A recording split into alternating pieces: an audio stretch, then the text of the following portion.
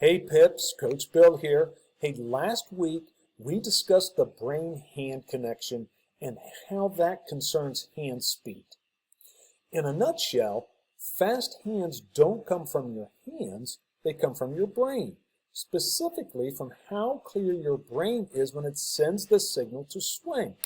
In fact, if you remember, I had said, hey, it's not swing earlier, it's decide earlier. So think about that for a second. When you're late on a pitch, really late, where you feel like you're fighting it the whole way, what does that feel like? Slow, right? Weak, like you had no pop, no authority on the ball. Even if you worked out, even if you're doing strength training, even if you've done the T reps, it still felt like nothing. And that's not a hand problem. That's a brain problem. And today I want to show you what late actually means by the numbers. And here's why we cannot fix a late brain with stronger hands. The hands don't leave the swing. The brain does. The brain sees it, processes it, and decides, and then the hands react. So if the brain is still late, still unclear, it doesn't matter how hard your hands are working. They're still reacting late, and they still feel weak, slow, not because of your strength, but because of your timing. Fast hands are the result of a clear, early brain signal. That's it. Now, the hands and the brain aren't just communicating one way. It's not just that the brain sends signals that the hands execute. The hands are also sending information. Back up the whole system, back up the whole entire system, right? Grip pressure, barrel feel, micro adjustments, you don't even consciously know that you're making. It's a two-way highway right up to the moment of contact. Now, that means the longer you can stay in the window, right? The longer we can stay in this pitch window. And if I did this correctly, this is my hitter here, right? This is our pitcher out here. The longer I can stay through this window, rather here or there, this would be early. This would be more time. Okay, more time early. The longer I can stay in the window, the longer you can keep that conversation going between your hands and your brain. The more information you have to work with, the better your chances of making a clean, authoritative contact. Okay? Now, how long can you actually stay in that window? That's where it gets really interesting. I never said mechanics don't matter. They do matter, right? But mechanics serve timing. And so with that math, I want to show you what an efficient at-bat is actually worth to you in time. I want to put some real numbers on this because when I say staying in the window longer, I want you to understand exactly what that means in feet and in seconds. All right? So let's take, let me draw my fellow here. So let's take an 80-mile-an-hour fastball, okay? That's realistic at the high school level, right? Common and older travel ball, and the math is going to be clean enough for me to do this. So at 80 miles per hour, at 80 mph, that ball is traveling 117 feet per second. Okay, in and of itself, that's actually pretty cool. So from the release point to the plate, it's roughly 55 feet. All right, 55 feet, and that's from the time the ball is released to the time it travels to home plate, right? 55 feet. Okay.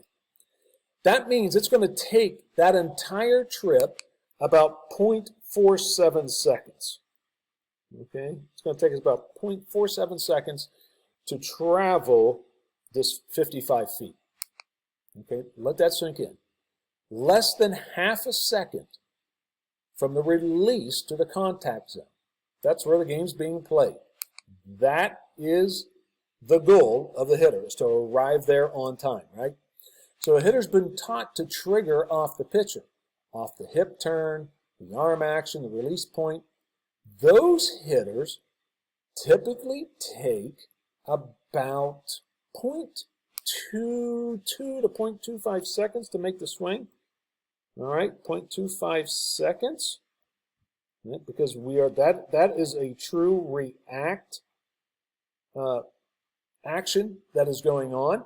Okay, so that means we've got to commit at about 0.22 seconds. Right? We're committing at about 0.22 seconds into the ball flight. Okay, so at 117 feet per second, that ball is still 26 feet away. 26 feet. Now remember, he's not releasing that ball at 60 feet 6 inches. It's going to come down the line a little bit. It's about 0.55. So that 0.26, that is still on the pitcher's side of the field. All right? Now, at that moment in time, we haven't figured out, is it the speed of the pitch itself? We haven't quite figured out, is it a changeup? Is it a fastball? And we certainly don't know what the break looks like. Okay? So now when we work on our efficiencies, when we work on creating an efficient swing, that might take us 0.17 to 0.18 seconds to complete that swing, right? That hitter can now wait until 0.3 seconds. So instead of at 0.22, we're now waiting down here to 0.30. Remember, the whole thing took 0.47. I can now wait 0.3 because it's going to take me 0.17 seconds to make that swing. At that point, the ball is now only 17, 18 feet away. Okay, 17 or 18 feet away. So the early committer decided at 0.22, right? Early commit, 0.22, and the ball was 26 feet away from the plate. The efficient hitter, okay, at 0.3, that ball was 17 feet from the plate on the hitter's side of the plate. Now, I know 9 feet doesn't sound like a lot, but there is a bundle that's going on in that 9 feet. So we've gained 9 feet, right? We've gained 9 feet. In that 9 feet, right, now we can start to see the visible break of the ball. A changeup reveals its speed differential in the last 15 to 20 feet. The early committer, he hasn't been able to decide that. He isn't seeing any of that. That is pure guessing. The efficient hitter, he's deciding after the break has started. They're reading. That's what I always refer to as getting into the library. Right? Get into the library. That's what we're talking about reading pitches, reading the ball. And remember, that hand-brain two-way highway we just talked about, all of that live feedback, the grip, the path, the little mini adjustments, it's still happening in those extra 0.08 seconds, right? 0.08 of a second. Okay? The early committer has already shut that down. The efficient hitter is still in that window. Okay? The early hitter he's had to begin that swing. Okay? That's what the right now timing is built all about. That's what this EV is about. And what I'm about to tell you is not swing earlier, right? It's commit earlier. And that commit earlier is pitch recognition, right? Do only one thing. We're doing only one thing. know the shape, know the speed, right? Know the speed, know the location. Okay? That's what we're trying to do. That's what .08 allows us to do. Swinging earlier just means you're committing to the swing before you have that information. That's guessing. I don't think we want to get into that. Deciding earlier means you're training your brain to recognize the pitch faster, to read the speed and the shape coming out of the pitcher's hand, and locking into that timing window before the ball gets to you. So when it arrives, you're already there. You're not reacting, you're ready. You're being proactive. That's what elite hitters do. They're not faster athletes, they're faster processors. In fact, my reaction time is probably almost identical to that of Derek Jeter's. The difference is his brain's clearing out the noise, the doubt, the second guessing, all of that, a heck of a lot faster than mine. He's not asking, is this a fastball or a changeup? He's made a clean, committed decision long before that. 0.08 seconds, in fact, right? Clear brain, clear decision, clear hands. He's fast, he's strong. That's what the sequence is, okay? So I want to address something now to you head on, because some of you coaches who are watching are probably going to push back on this right now. But mechanics matter. Yeah, you're right. They do matter. And that's, I'm not here to tell you that mechanics don't matter. I'm here to tell you why they matter. And the reason is the opposite of what most hitting instruction says. Most coaches teach mechanics as the goal. Get your hands here, fire your hips there, stay tall, stay short, whatever it is. The swing is the product, and good things will follow a good swing. I don't believe that. What I'm saying is mechanics matter because they determine how much time you have. That's it. Their job, okay? Their job is to provide support to your commitment, okay? That long loopy swing needs to commit earlier at like 0.22 seconds, right? It's going to take them almost a quarter of a second to make a swing. The mechanics demand that. And I think a lot of us as coaches, we see that. But as a player, we may not understand then why it is that we're working on particular things. And so just to randomly throw stuff at the wall doesn't seem to make sense, right? So that when we get into working on our mechanics, right, our mechanics are going to support timing. So when I'm working on improving my swing, it's about trying to make my reaction time, trying to give me more of that, taking it from 0.22 seconds to the commit to 0.3, right? Gaining 9 feet, gaining 0.08 of a second. That's why I want to work on my swing, okay? They're trying to get the hitters, we're trying to get the hitters on our side of the field, okay? So that's what we're actually trying to do here, okay? So let me see where we're at here. Okay, so when I'm working on a kid's swing, yeah, we like to talk about mechanics, but the reason we're talking about them isn't because I want that pretty swing on a video. It's because I want that player to be able to wait. I want them in that hand-brain receive window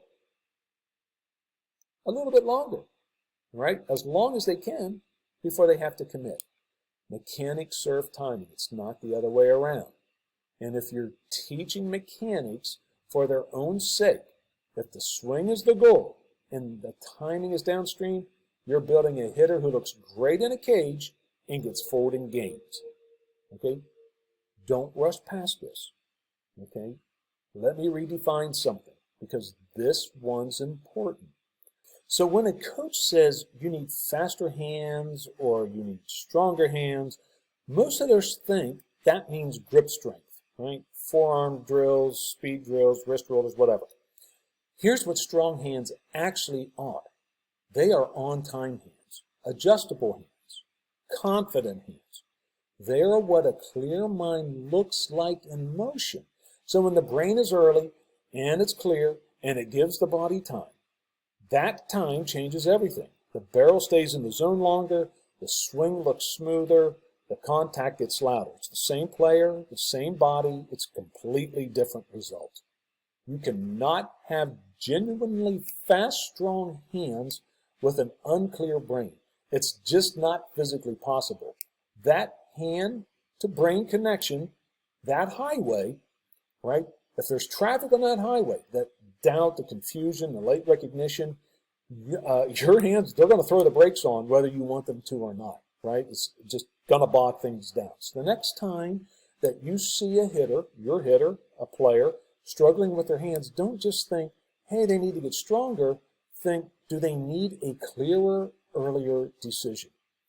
Clear the traffic, clear the brain, the hands take care of themselves. Okay? So why does this matter? Okay, well, here's why I think this is one of the most important things a hitter can understand. Until we address the brain, until we train hitters to make a clear early decision based on pitch recognition, we're just moving deck chairs around. That's what effective velocity gives us. That's what right now timing does. It trains the brain to do its job before the pitch arrives, so the hands can do their job with everything they've got. And it gives the hitters the mechanical efficiency to stay in that hand-brain conversation 9 feet deeper into the flight than the guy next to them. That's the hand-brain connection. And once you feel it, once you've had a swing where everything was clear and early, and the ball just jumps off the bat, you'll never go back to trying to swing faster. Fast hands come from a clear brain. The hands and brain are in that two-way conversation all the way to contact, but only if you give them the time to have it. At 80 miles per hour, an efficient hitter gets 9 extra feet with 0.08 extra seconds compared to a hitter who fires early. Those 9 feet are where the breaking balls break, where changeups give themselves away, where the game gets actually decided. Mechanics matter because they're what buy you that time, not because they're the goal. They're the ticket into the window, right? They're the ticket right to there. So I want to understand how to train this, how to build that clear early decision-making process. And so because of that, if you go here, you can just write in there, write in the comments, blueprint, or whatever. I'll send you that framework that'll walk you through the foundation of the right now timing. All right, just drop that into the comments or direct message me, and I think you can download it actually from the description as well. And if you thought that this was important, please share it with a coach or with a parent who's been running their kid ragged, right, doing the hand speed drills or whatever into the weight room.